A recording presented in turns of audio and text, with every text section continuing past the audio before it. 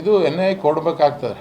ಯಾಕಂತಂದರೆ ಇದರಲ್ಲಿ ಧರ್ಮಸ್ಥಳದಲ್ಲಿ ಕೆಲವೊಂದು ದೊಡ್ಡ ದೊಡ್ಡ ಶಕ್ತಿಗಳು ಕೆಲಸ ಮಾಡಿ ಇದು ಭಾಳ ಪ್ಲ್ಯಾನಿಂಗ್ ಮೇಲೆ ಮಾಡಿದ್ದಾರೆ.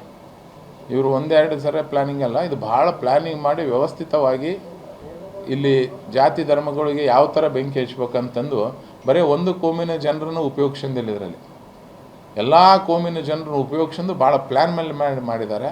ಹಂಗಾಗಿ NIA ತನಿಖೆ ಆಯ್ತು ಅಂತಂದರೆ ಎಲ್ಲ ಸತ್ಯಾಂಶಗಳು ಬಯಲಿಗೆ ಬರ್ತವೆ. ಯಾಕಂತಂದರೆ ಬರೀ ಕರ್ನಾಟಕ ಅಂತಲ್ಲ, ಕೇರಳದೂ ಭಾಳ ಕೈವಾಡ ಇದೆ ಇದರಲ್ಲಿ. ವಿದೇಶದಿಂದ ಫಂಡ್ ಸಾಕಷ್ಟು ವಿದೇಶದಿಂದ ಫಂಡ್ ಬಂದಿದೆ. ಪ್ಲ್ಯಾನಿಂಗ್ ಪ್ರಕಾರ ನಾಳೆ ಏನೇನು ಮಾಡ್ಬೋದು ಅಂದರೆ ಒಬ್ಬ ಮನುಷ್ಯ ಯಾವ ಥರ ಹೇಳಿಕೆ ಕೊಡ್ಬೋದು, ಅವ ಮತ್ತೆ ಚೇಂಜ್ ಆದರೆ ಏನು ಮಾಡ್ಬೋದು, ಅವು ಓಡೋದ್ರೆ ಏನು ಮಾಡ್ಬೋದು, ಅವ್ನು ಅರೆಸ್ಟ್ ಆದರೆ ಏನು ಮಾಡೋ ಅಂತ ಅಡ್ವಾನ್ಸ್ ವೀಡಿಯೋಗಳು ಮಾಡ್ಕೊಂಡು ಇಟ್ಕೊಂಡಾರೆ. ಅಂದರೆ ಇದು ಎಷ್ಟು ಪ್ಲ್ಯಾನಿಂಗ್ ಇರ್ಬೋದು ಅಂತ ಲೆಕ್ಕ ಹಾಕ್ಯಾರಿ. ಅದರಿಂದ ಕೋಮು ಗಲಭೆ ಸೃಷ್ಟಿ ಮಾಡಿ ಆ ಭಾಗದಲ್ಲಿ, ಯಾಕಂದ್ರೆ ಅಲ್ಲಿ ಬಹಳ ಸೂಕ್ಷ್ಮ ಪ್ರದೇಶ ಇದು ಕೋಮು ವಿಷಯದಲ್ಲಿ. ಅದನ್ನು ಯಾವ ಥರನಾರ ಫಸ್ಟ್ ಬೇರೆ ಬೇರೆ ಬೇರೆ ಥರ ಮಾಡಿದ್ರು. ಈಗ ಧರ್ಮಸ್ಥಳ ಮಂಜುನಾಥ್ ಅವರಿಗೆ ದೇವರಿಗೆ ಬೆನ್ನತ್ತಂತ ಕೆಲಸ ಮಾಡಿದ್ದಾರೆ. ಅವ್ರು ಯಾರಿಗೂ ಒಳ್ಳೇದಾಗಲ್ಲ. NIA ತನಿಖೆ ಆಯ್ತು ಅಂದರೆ ಎಲ್ಲ ಹೊರಗೆ ಬರ್ತದೆ. ಈಗ ನೋಡಿ SIT ತನಿಖೆ ಆದಮೇಲೆ ಭಾಳಷ್ಟು ಹೊರಗೆ ಬಂತು. ಈಗ ಅದೇ ಥರ NIA ತನಿಖೆ ಆದರೆ ಭಾಳಷ್ಟು ಇನ್ನೂ ಹೊರಗೆ ಬರ್ತಾವೆ. SIT ಅವ್ರಿಗೆ ಬರೀ ಕರ್ನಾಟಕದಲ್ಲಿ ಅಷ್ಟೇ ಕೆಲಸ ಮಾಡೋಷ್ಟು ಒಂದು ಇದೆ. ಅವ್ರು ಕೇಳಕ್ಕೆ ಹೋಗ್ಬೇಕಾದ್ರೆ ಕಷ್ಟ ಆಗ್ತದೆ. ಇವತ್ತು ಕೇಳೋದು ಕೆಲವೊಂದು ಪ್ರಭಾವಿ ರಾಜಕಾರಣಿಗಳು ಇದರಲ್ಲಿ ಭಾಗವಹಿಸಿದ್ದಾರೆ ಮತ್ತು ಔಟ್ ಆಫ್ನಿಂದ ಸಾಕಷ್ಟು ದುಡ್ಡು ಬಂದಿದೆ. ಅದೆಲ್ಲ ಆಗ್ಬೇಕಾದ್ರೆ NIA ಇಡೀ ಎಂಟ್ರಿ ಆಗಲೇಬೇಕು. ಆದಾಗ ಸಿದ್ದರಾಮಯ್ಯ ಅವರು ಬಾಯಿ ಏರ್ಕೊಂಡಂಗೆ ಆಗಲ್ಲ ರೀ. ಹೊರಗಿನ ದೇಶಗಳಲ್ಲಿ ಎಲ್ಲ ಹಿಂದೂಗಳ್ನು ಫಂಡ್ ಕೊಡೋಂಥ ಪದ್ಧತಿನ ಕಲೀಲಿ, ಅದನ್ನು ಸ್ವಾಗತ ಮಾಡ್ತೀವಿ. ಸಿದ್ದರಾಮಯ್ಯ ಸಾಹೇಬ್ರಿಗೆ ಏನಾಗಿಬಿಟ್ಟಿದೆ ಅಂತಂದ್ರೆ ಒಂದು ಯಾವ ಥರ ಈ ಥರ ಕಾಂಟ್ರವರ್ಸಿ ಕೊಟ್ಟುಬಿಟ್ರೆ ಅಲ್ಲೇ ಮಾತಾಡ್ಕೊಂತ ಇರಲಿ ಅಂತೇಳಿ. ನೀವು ಈ ದಸರಾ ಉತ್ಸವದ ಉದ್ಘಾಟಕರನ್ನ ಅವ್ರನ್ನ ಯಾಕೆ ಮಾಡಿದ್ದಾರೆ ಹೇಳ್ರಿ? ಈ ಧರ್ಮಸ್ಥಳದ ಇಶ್ಯೂ ಸ್ವಲ್ಪ ತಿಳಿ ಆಗಲಿ, ಅದಕ್ಕಿಂತ ದೊಡ್ಡ ಕಾಂಟ್ರವರ್ಸಿ ಆಯ್ತಂದ್ರೆ ಅದ್ರ ಬಗ್ಗೆ ಜನರು ಮರೀಲಿ ಅನ್ನೋ ಒಂದು ಉದ್ದೇಶಕ್ಕೆ ಈ ದಸರಾದ ಉದ್ಘಾಟನೆದು ಈ ಥರ ಕ್ರಿಯೇಟ್ ಮಾಡಿದ್ದಾರೆ. ಮೈಂಡ್ ಡೈವರ್ಟ್ ಮಾಡಬೇಕು. ಅದಕ್ಕಿಂತ ಸ್ವಲ್ಪ ಜಾಸ್ತಿ ಕಾಂಟ್ರವರ್ಸಿ ಆಯ್ತು ಅಂತಂದ್ರೆ ಇದಾಗಬೇಕು. ಈ ಥರ ಮೈಂಡ್ ಡೈವರ್ಟ್ ಮಾಡಬೇಕು.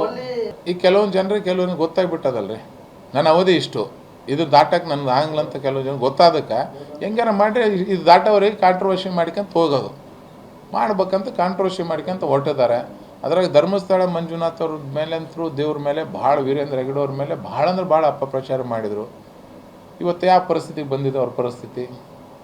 ಈ ಕೆಲವೊಂದು ಕಾಂಗ್ರೆಸ್ ಕ್ಷೇತ್ರದಲ್ಲೇ ಇಲ್ಲ ಹೋಗ್ಬೇಕಂತೇಳಿ ಹೋಗ್ತಿದ್ದಾರೆ. ಅಲ್ಲ, ಈಗ ತನ್ವೀರ್ ಸೇಠ್ ಅವ್ರು ಕೆಲವೊಂದು ಇದ್ದಾರೆ, ಅವರು ಒಂದು ಜಾತಿ ಸೀಮಿತ ಆಗಿಲ್ಲ. ಅವರು ಎಲ್ಲ ಜಾತಿ ಧರ್ಮಕ್ಕೂ ಅವ್ರು ಅಷ್ಟೇ ಗೌರವ ಕೊಡ್ತಾರೆ, ಎಲ್ಲ ಕಡೆ ಹೋಗ್ತಾರೆ. ನಾನು ಹೇಳೋದು ಇಷ್ಟೇ ರೀ, BJP ನಾಯಕ ಆಗಲಿ, ಕಾಂಗ್ರೆಸ್ ನಾಯಕ ಆಗಲಿ, JDS ನಾಯಕ ಆಗಲಿ, ಯಾರು ತಪ್ಪು ಮಾಡಿದ್ದಾರೆ ಅವರಿಗೆ ಶಿಕ್ಷೆ ಆಗೇ ಆಗ್ತದೆ.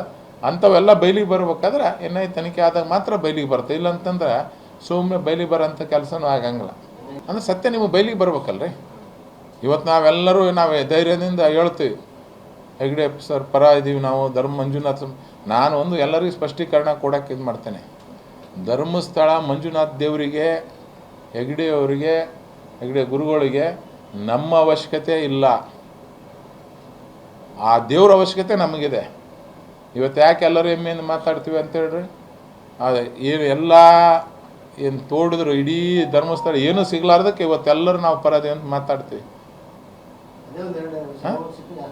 ಅವಾಗ ಯಾರು ಮಾತಾಡ್ತಿದ್ದಿಲ್ಲ. ಬಟ್ ಅವಾಗ ಅಲ್ಲಿ ಧರ್ಮದರ್ಶಿಗಳು ಒಂದೇ ಮಾತು ಹೇಳಿದ್ರು, ಆಗಲಿ ತನಿಖೆ, ಅದನ್ನು ಸ್ವಾಗತ ಮಾಡ್ತೀನಿ, ಸತ್ಯಾಂಶ ಬಯಲಿಗೆ ಬರಲಿ ಅಂತ ಹೇಳಿದ್ರು. ಇವತ್ತೆಲ್ಲರೂ ಬಯಲಿಗೆ ಬಂದಕ್ಕೆ ಇವತ್ತೆಲ್ಲರೂ ಇಷ್ಟು ಧೈರ್ಯದಿಂದ ಮಾತಾಡ್ತಿದೆ.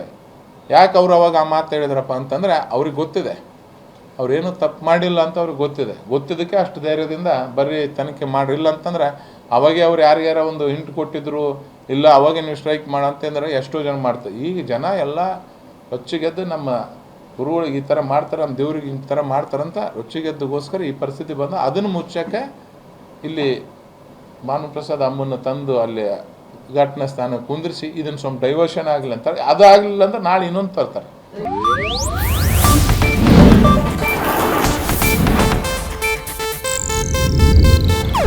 ಇದು ಏಷ್ಯಾನೆಟ್ ನ್ಯೂಸ್ ನೆಟ್ವರ್ಕ್ ಪ್ರಸ್ತುತಿ.